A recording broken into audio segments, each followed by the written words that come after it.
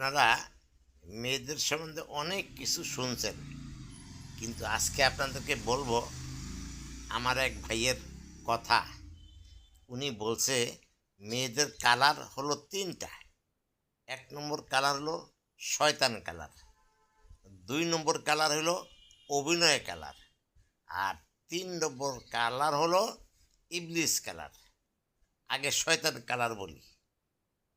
শয়তানি করে সে কোনো কথা শোনে না, সংসারের অবাধ্য হইয়া চলে, আর নিজে মন মারা হয়ে থাকে, কারো কথা সে তোয়াক্কা করে না। এইটারে কয় শয়তান কালার।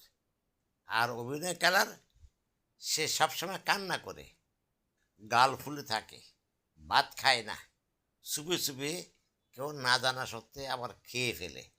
এইটা হইল অভিনয় কালার। এরপরে হইলো ইবলিস কালার। ইবলিস কালার হলো সে মনে মনে শয়তানি করবে, কারে কেমনে সাইজ করবে এই চিন্তা করবে, এবং হঠাৎ করে এমন চাল খেলবে যাতে কেউ বুঝতেও পারে না। এইটা হলো ইবলিস কালার। এই তিন প্রকার কালার থেকে আপনারা সাবধান থাকবেন। আর যদি না থাকেন, মেয়েদের ফান্দে পড়লে জীবনে আর বের হতে পারবেন না।